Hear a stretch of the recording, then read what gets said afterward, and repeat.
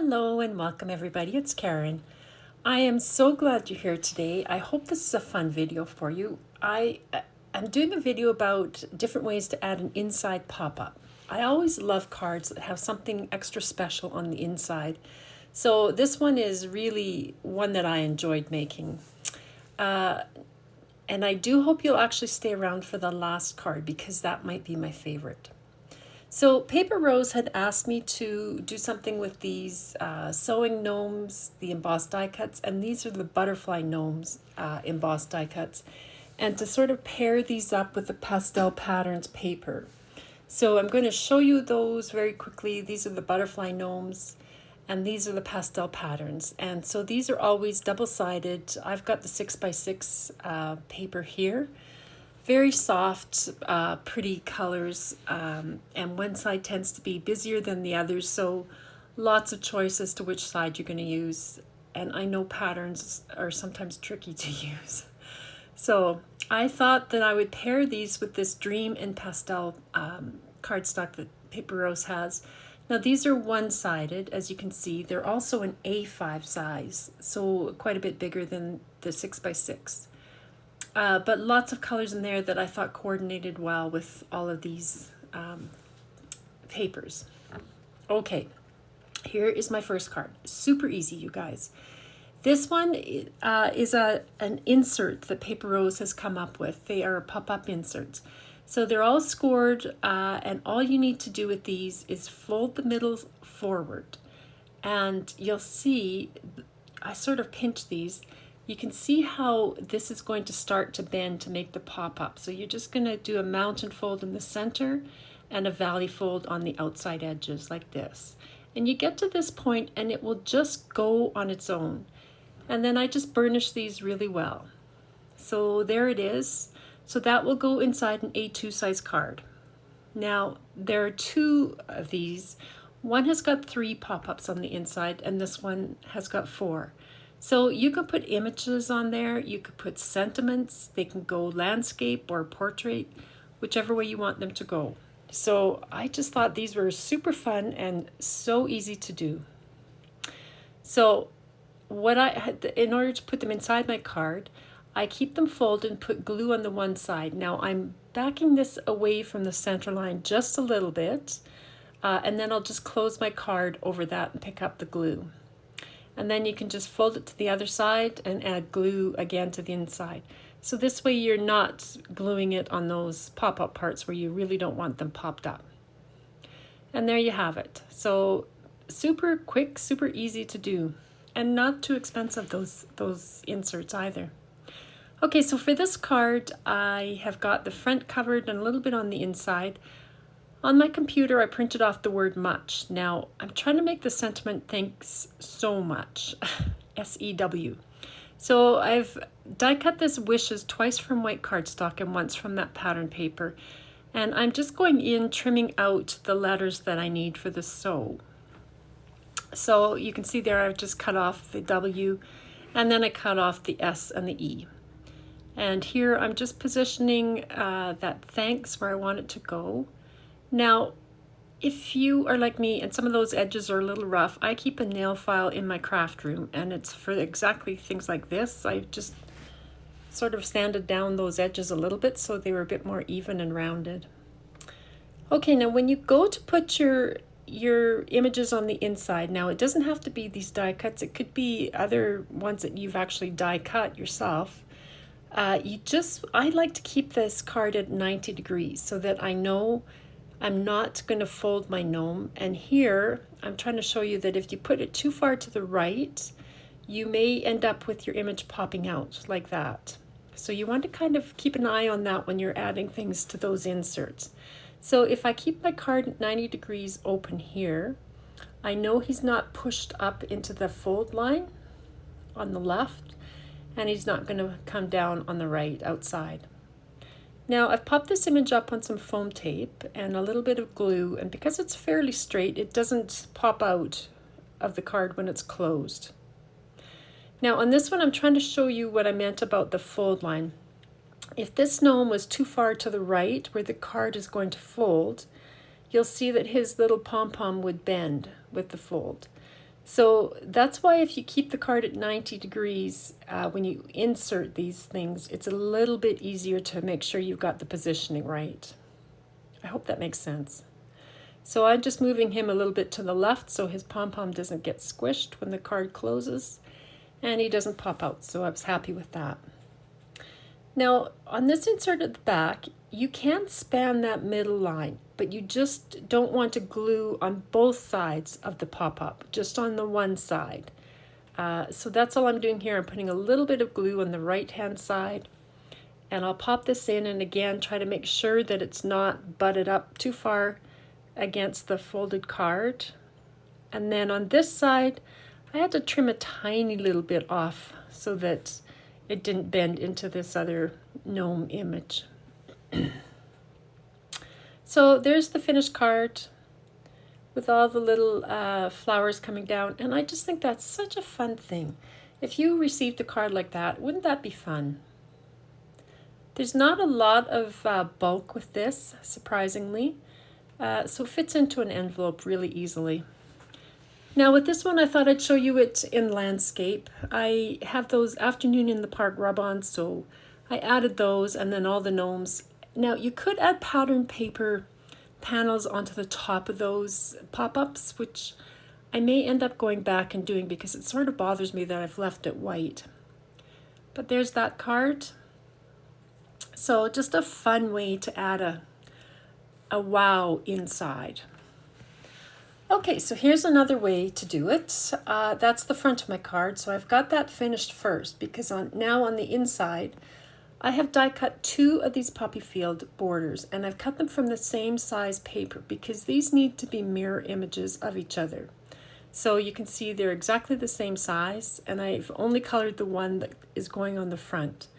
Now I left a 1/2 inch, and I really regret that. It should just be 1/4 inch from that score line to the side. So I would trim it down so you just have 1/4 inch. But you want those to be exactly mirror images. So I'm folding this one to the back. Now this one, even though that die cut, that's the wrong side of the die cut, it ends up being the right side on the back of the card. So you want to fold this to the front, which is the good side, the good cut side.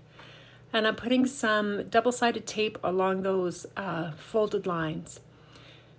Now, I've put some butterflies up on acetate, and I'm just kind of figuring out where to trim this off because it was going to be too long. So from that point, it just goes down to that score line. Then I can pop them in place, just butting up to the score line or just shy of it even. And then I lifted this up because I wasn't sure where my glue was going. And now this butterfly, I'm going to attach to the back of that gnome because I sort of wanted it to be extended up a little bit more. So the gnome sort of helps with that. So just putting this butterfly in place. And then for the gnome himself, I'm going to glue him just to the tops of those poppies. So I'll sort of angle him so he's going the way I want him to go. And he's going to end up getting sandwiched in between the 2 layers of poppies. So now you want to glue just the top 1/4, maybe the top 1/3 of your image, whatever it is. You could just free cut mountains or hills from 2 pieces of cardstock that were the same size. You don't have to use a die. I used the poppy die just because I had it, but you know, whatever you've got, you could do. But then you just want to glue the top 1/4 or the top 1/3 together at the top of it. Here I've removed the release paper on the back, and now this will go right up to that fold line. So I'm going to butt those bottom edges up to my score line and making sure it's centered left to right, and then just press that in place. And then I can remove this release paper and then close up the card. And now when you open it, all of this pops up. Now if you just did 1/4 inch for those score lines, it would be much closer together and it actually would look a bit better. So I do regret doing mine 1/2 inch. But it's really fun that those all stick up. Now I've got another gnome here that I'm going to just glue onto the front of those poppies. So I'm just putting some glue down. I've got glue on his feet, and then I'll pop him in place. So it's just a super fun pop-up on the inside. Now I changed those borders on the front. I didn't like what I had before, but there it is. That's what your recipient would see. And I think that's really quite fun. And you could make it whatever you want. Okay, now this is a card I saw done by Mitosu Crafts, and I'm going to put a link to their video down below. But this one, you open it and this whole little mechanism pops up. And there are no dies required for this. So you can see it folds down again quite flat. And this is all you need. So I've got a piece of 2 by 5 1/8 of an inch cardstock. I used 110-pound cardstock for this. And you just score that 1/2 inch in from each end. So I just rotate that because it's easier.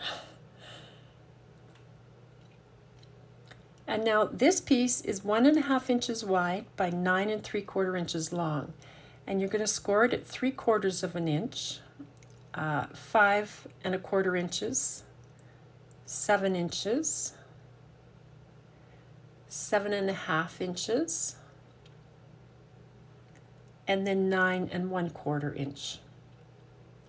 And that's all that you need for this. So on the 2-inch piece, I'm folding both those tabs down to the back and burnishing those. On this one, the 3/4 inch end, you're going to fold down into a mountain fold, and then all the other folds will go the exact opposite direction. So they're all going to be valley folds. So you can see I'm folding these all up, and then you can burnish all of those.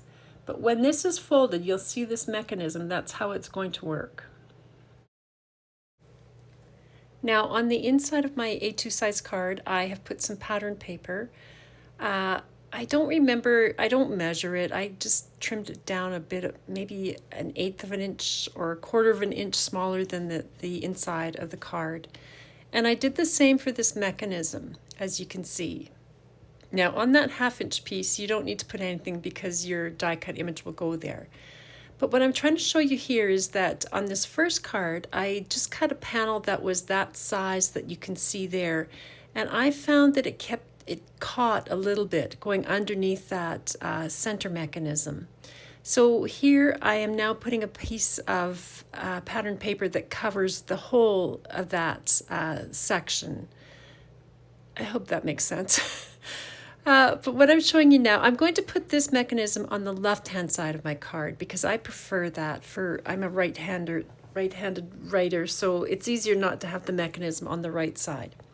So this 3/4 inch tab, I have got some glue on it, and we're going to put this I just butt it a little bit away from the actual fold line, but I'm trying to center it top to bottom.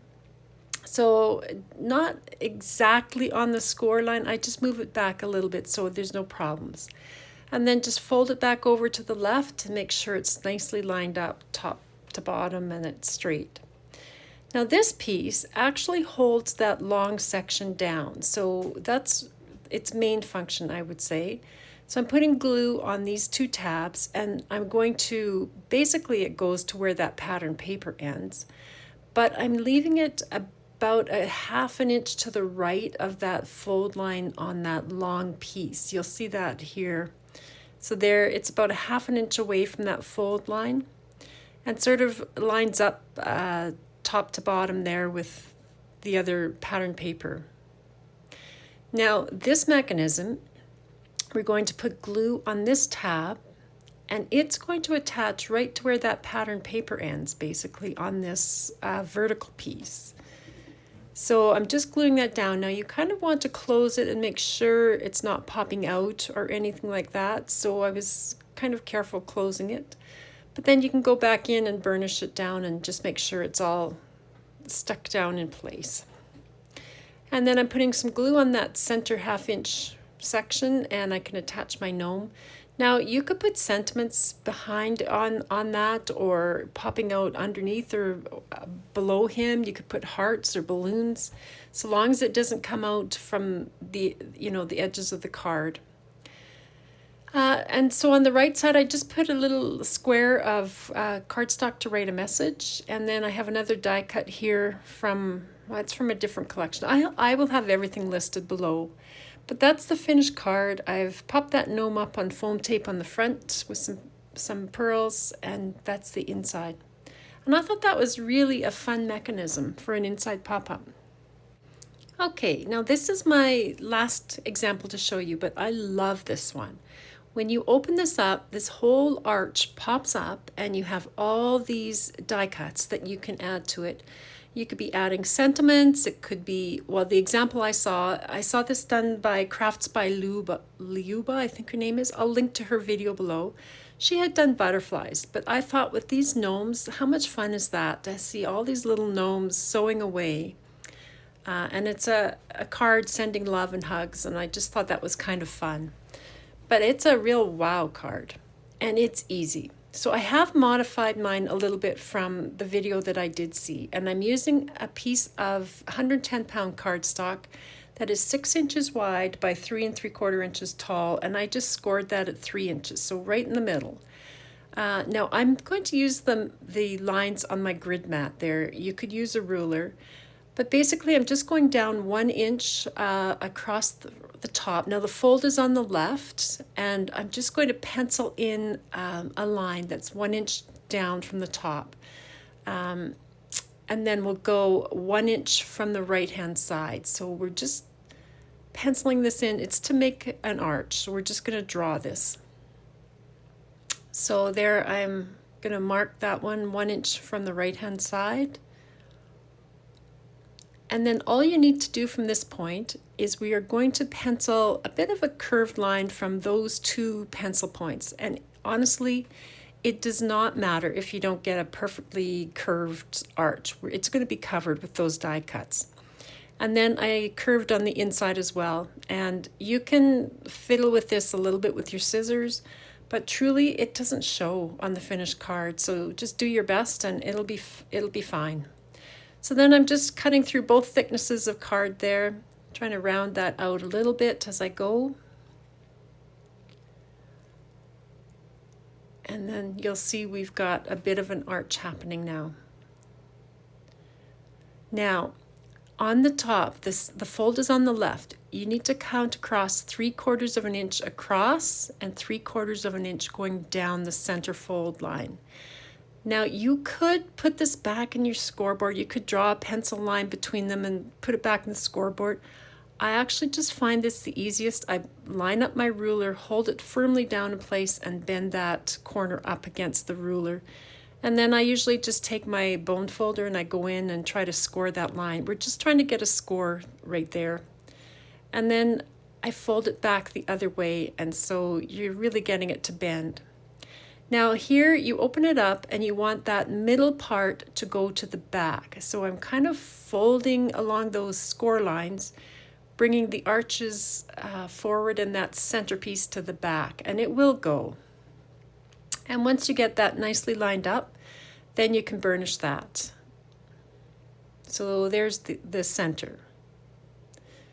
Now on these legs, I'm going to count up 1/2 inch on the inside and mark it, and 3/4 of an inch on the outside leg.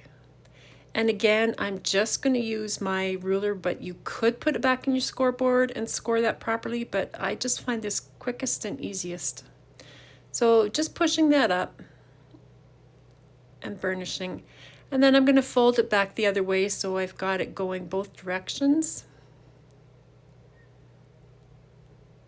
And so now we're going to fold those to the inside and burnish them.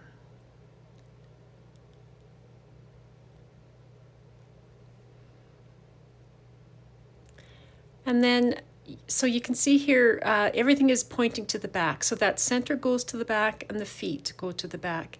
Now I've got it folded up and there's just that one extra little triangle on both legs. So I just trim it off and then I erase any pencil marks. And that's the mechanism. Now I've got a 5 by 7 inch card there and I'm straddling that center line. Now if you pull this tight, it just won't pop up. So you sort of, I angled it back in a little bit, just so there's a bit of give there, but I am trying to keep that center point across the middle line. And I'm keeping it to the top of the card so that it's going to fold down to the bottom. So then you have a bit more room for attaching images. So I would keep this more to the top of the inside of your card. But once you've got the position where you want it to be, I just fold it down like this, put glue on this first tab. So I was just holding that in place. And then you can fold it back into half and put glue on the other tab and then just close up the card. And pick that up, and then you'll see when you open it, you have this fantastic little pop-up. Super easy, actually. But all the things you could put on that, it's amazing. Now, I just take scraps of cardstock that I have. These are to make the boxes. So I fold them in half, and then I fold them in half again. Now, these could be wider. I think mine were about, I don't know if that's 1/4 of an inch, I think, or maybe 1/2 an inch. But whatever you have in your scraps, you could do this. If you want, you can measure them out so they're all the same size. But honestly, folding them in half and half again, you're always going to get a square. So here, I'm just showing you, this one is 4 inches, and I'm just folding it in half, pinching it, and then fold it in half again, and pinch it in place. And there you're going to have a 1-inch square box. So that's the difference in size, which I think is kind of fun. Now you could use these on the inside of your card, just butt these up to the center line. So I've got the fold on the left, and these are the 2 ends that are not attached, but I'm putting glue on both of them. And then I will butt this right up to my arch. So just centering that in front of my arch, and then all you have to do is close the card down and it will pick up. So those could be in the center of your card, and that's another pop-up that you could do that's really simple. And I've done videos on that before. So there's that arch, and then I've put one on the other side. And now I'm just decorating the inside. I'm just checking again to make sure nothing goes down. And the whole purpose of those little boxes actually is to separate the distance between the gnomes so they're not stacked on top of each other. So there are these gnomes. I've just added those leaves and flowers. You could add more decoration to the back, and the video I saw, she definitely did.